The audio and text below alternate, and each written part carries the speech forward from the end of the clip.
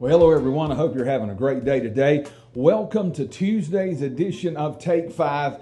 We're dealing with the subject of trying to distinguish and learn to recognize the voice of God when He speaks to us. God speaks to us in many ways, sometimes through dreams, sometimes through things that happen in nature and manifestations of nature, sometimes through people, the gifts of the Spirit, through our spiritual leaders.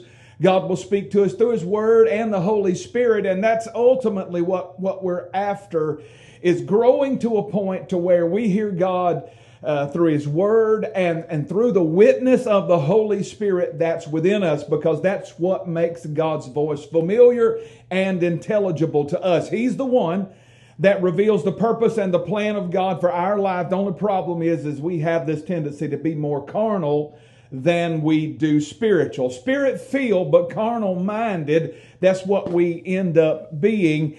And when I say carnal-minded, I don't mean necessarily that you're a bad person or we're bad people. I don't mean that. It's just we have worldly thoughts. We think in the realm that the world would think in the realm of the flesh, and instead of the realm of the Spirit. And in doing that, we very often open doors to things and situations that we should not, because we did not recognize the voice of God. So what we've got to do is eliminate all these other voices.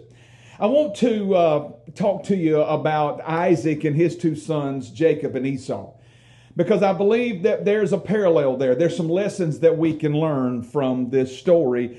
Today I want to take the time to remind you of the story, and then Wednesday through Friday we're going to talk about four mistakes that Isaac made and the blessing of Jacob instead of Esau. Now we know Jacob was supposed to be blessed, and we'll cover that in just a few minutes, but the way it all happened, it should not have happened the way it happened, and would not if Isaac would have been listening to the voice speaking to him instead of the things that were going on around him. Isaac and Rebekah were wed. Isaac's the son of Abraham. They were wed when Isaac was 40. When he was 60, they had two sons, twin boys. And while they were in Rebekah's womb, they fought, and there was a great struggle going on. And God spoke to them and told them that there were two nations in there, and the younger was actually going to rule over the older. Well, the two were born, and Esau was born first, and then Jacob was born. But when he was born, Jacob had a hold of Esau's heel, and that's actually where he got his name, Jacob, from, because that name means trickster, supplanter, or heel catcher is what it means. Somebody that'll make someone else trip up. And so that was why they named him such. Well, Esau was the oldest, and he became Isaac's favorite. Jacob became Rebekah's favorite. That's a dangerous situation when parents have favorite children. It never ends well when they have favorites like that. Well, they were as different as day and night, these two twin boys were. Esau loved the outdoors. He was a hunter. He was a fisherman. He was an outdoors man. Jacob wasn't that. Jacob was more of a business type man, and you learn that as you study his life. He was good at that. So they were very opposite.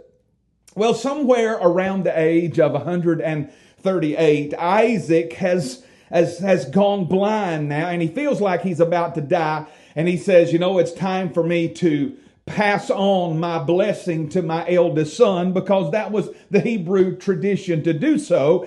That meant that when he died, then the eldest son would become the patriarch of the family. He would be the one in charge of everything going on in the family. Even his mother, even his brothers and sisters, he would rule over them. And he knew it was time, or he felt like it was time for him to die.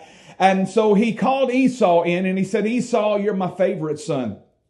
I love it when you go and kill deer and you come in and you make that savory meat. I love it. I'm about to die. Son, get your equipment, your bows and your arrows. Go and kill a deer and come in and prepare that savory meat and bring it to me so that I can eat it, and then I can bless you before I die. I can pass on the family blessing. Well, Esau got his bow and his arrow and all of his stuff, and out the door he went to do that. Well, unbeknownst to Isaac and to Esau, Mama Rebekah was standing right outside the door, and she heard everything that was happening. And she wanted her favorite son, Jacob, to be blessed instead of Esau. So she called Jacob. She said, Jacob, I've heard what's about to happen. Now you need to listen to me, and we're going to get you blessed, and you're going to be the patriarch of the family if you do exactly what I say. She said, go out and kill me 2 goats and bring them in, and I'm going to fix that meat up for your father, and you're going to carry it in there and pretend that you're Esau. Jacob said, well, that won't work. He'll hear my voice, and if he touches me, he'll know that I'm not him, because my brother's very hairy and I'm smooth skinned, and my clothes, he'll smell my clothes, because his sense of smell has increased because he's gone blind. And she said, don't worry, I'll handle all of that. So he goes and kills the goats. He brings it in. She fixes the meat. Then she takes the skin of the goats and she puts it on his arms and on the smooth of his neck. I'm telling you, Esau must have been a hairy boy if they're going to pass this off with goat hide. They put it on him. She took Esau's clothes and put Esau's clothes on him, so now he will smell like Esau. Well, he's all fixed up. He's got the goat hide on, his arms on his neck. He's wearing Esau's clothes. He's got the meat. He walks in there and he says, Father, I have prepared the meat that you asked for. And Isaac, blind as he can be, said, who is that? You sound like Jacob, but Jacob wasn't the one that was going to go kill a deer and bring me the meat. He said, come closer. Let me see who you really are.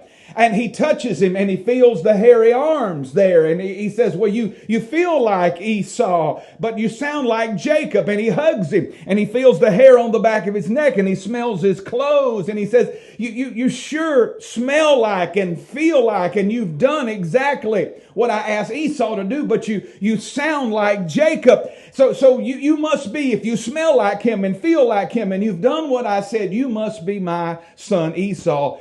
And so he takes the meat and he blesses Jacob instead of Esau. And I don't have to tell you the fight that caused between those 2 boys that lasted for about 20 years.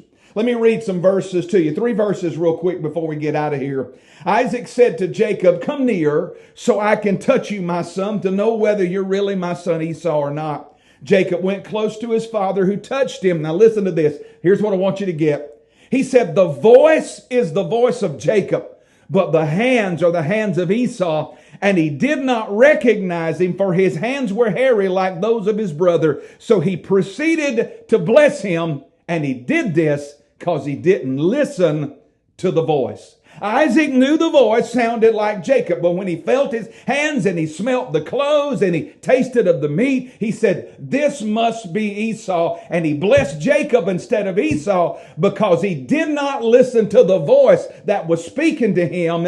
He followed the things that appeased his flesh. We're going to talk about this the next 3 days. I think you're going to learn some very valuable things from this. Hey, I've got to get out of here today. It's been good being with you. Look forward to being with you tomorrow on Wednesday's edition of Take 5. Till then, God bless you. Have a great day. Hey, trust the Lord, my friend. He will never fail you.